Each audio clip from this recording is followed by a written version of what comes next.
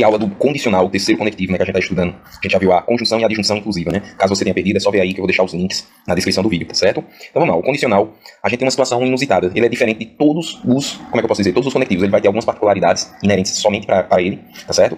E também ele vai ter uma quantidade de sinônimos muito grande, pessoal. Tá certo? Alguns eu extraí de materiais de livros didáticos, outros de materiais de concurso público, né? De plataformas aí muito conhecidas, tipo Estratégia, Grancursos, né? E outros eu extraí diretamente de questões de concurso público, né? Principalmente a banca Sebrasp, ela gosta muito de inovar, né? Então vocês têm que se atentar bastante, né? Porque a Sebrasp ela tem algumas coisas que só se aplicam a ela, assim, somente as questões da banca, né? Inerentes à banca. Mas isso aí a gente vai aprendendo com o tempo, tá certo?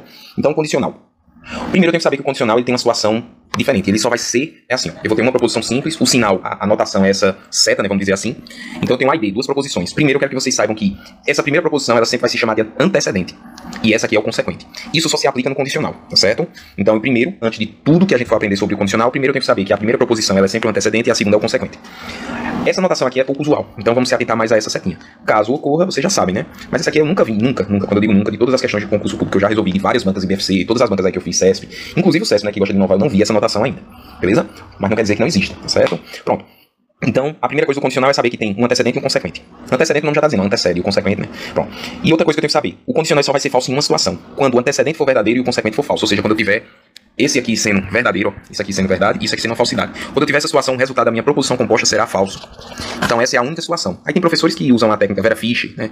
Vera Fischer feia, Vera Fischer... Eu não gosto de trabalhar com isso, né? Pra não atingir a pessoa, né? Aí tem vários bizus, né? É porque eu só lembro do Vera Fischer. Mas você pode, né, decorar assim, VF, F. Ou de outro jeito aí que você queira, tá certo? Ou então assim, antecedente verdadeiro, consequente falso, resultado negativo. Falso. Negativo não, falso, tá certo? Tranquilo? Aí vocês que vão escolher aí o método de decorar. Então eu só vou ter falsidade nessa situação. Ah, professor, se tiver verdadeiro com verdadeiro, o resultado é verdadeiro.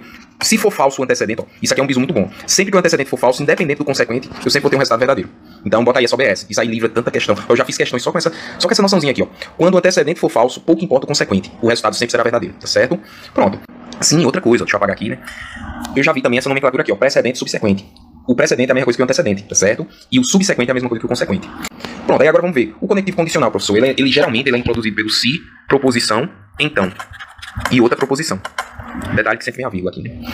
Aí a gente vai ter os sinônimos que a gente vai ver lá embaixo. Mas geralmente é o se, então. Por exemplo, se Pedro é estudioso, então Carla não é estudiosa. Então isso aqui é uma situação onde eu vou chamar Pedro estudioso de A e Carla não é estudiosa de B. Tá certo? Tranquilo? Fácil? E a tabela verdade, professor, como é que eu faço? Duas proposições, são duas linhas, então 2 elevado a 2 que é 4, então eu terei 4 linhas, lembra lá da regrinha. E o número de colunas, uma para cada proposição, A e B, então uma coluna para o A, uma coluna para o B, e uma coluna para o resultado, que é o condicional. Se A, então B. Então essa aqui é a minha tabela, minha coluna do resultado, tá certo? Então vamos lá. Como é que eu monto a tabela verdade, professor? A gente pode usar aquela regrinha, né? Ó, lembra que eu vou ter uma coluna para cada, né? Para cada proposição. Então na coluna da primeira proposição eu boto duas verdades e duas falsidades. Aqui, ó, duas verdades e duas falsidades. Já na segunda coluna eu alterno entre verdade e falsidade. VF e VF. E agora eu faço a resolução. Eu sei que no condicional só vai ter uma situação que é falso, que é quando eu tiver verdadeiro no antecedente e falsidade no consequente. Ou verdadeiro no antecedente, falsidade no consequente, que vai resultar numa falsidade. Então essa é a única situação falsa. As demais situações são sempre verdadeiras. Então já montei a tabela verdade. Ah, professor, pode usar aquela questão do diagrama de árvore que o senhor sempre explica? Pode. Então eu posso ter o A sendo verdade, eu posso ter o B sendo verdade ou o B sendo falso. Então eu sei que verdade com verdade resulta numa verdade.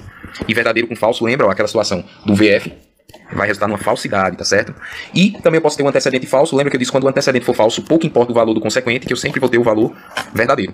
Então aqui é utilizando o diagrama de árvore, sendo essa primeira situação aqui, o antecedente, e essas outras situações aqui, o valor do consequente. E essa última tabela aqui, ó, como eu coloquei o igualzinho, tabela não. Essa última situação que eu coloquei o igual é a tabela é a coluna do resultado. Então eu posso tanto utilizar esse sistema de diagrama de árvore, como a questão da tabela verdade. Tranquilo?